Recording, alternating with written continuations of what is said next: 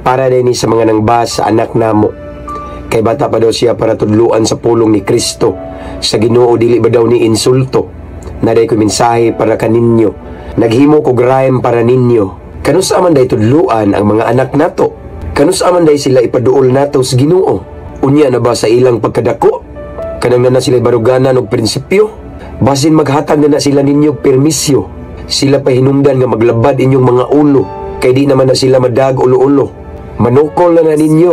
Kung sa siyon ginatong balaang kasulatan, sa mga bata pa lang angay silang giyahan. Kay anang panahon na sila pa magiyahan. Kung mudako na, di na sila matudluan. So kanusa pa man ay nato sugdan. Dagang mga bata karon musukol na sa mga ginikanan, pamalikas og mga laway na nakatunan. Kay sa cellphone raman sila kanunay nagatubang. So dito sila nakakaton og mga binuang. Kay ang social media baya naata ng kabuang. Maong daghang mga bata karon di na mabangbang. Ang ilang mga ginikanan karon nagkaguliyang. Dili manon sila mga drug user, pero nahimo silang mga drug courier. Illegal nga droga na ilang i-deliver. Nay ubang mga bata karon puro na po TikTok. Tuwad-tuwad kay ay balitok-balitok. Imbis tudluan nato nga ni Lord makiktok. Abi man gud ninyo mga amiga o mga amigo, kung atong mga anak di nato trinon og pangginoo, diha sila madelikado.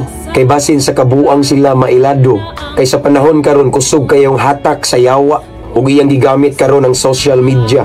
Kay mga bata dali raman malingaw ana. Pero kadugayan di ay ni ana, ma-absorb nila ang ilang nakita. Mag-anam-anam nagka-addict sila ug mauna nay sundo nila kaysa ilang mama ug papa. So gusto dayta ana, mas maayo ng mga bata pa atong anak sa tiilan sa Ginoo tabangan natog agak aron sa mga litag sa yawa dili sila matagak. Ang kalibutan ra baron grabe na kadamak, basin bag-usa sa atong mga anak mapahamak.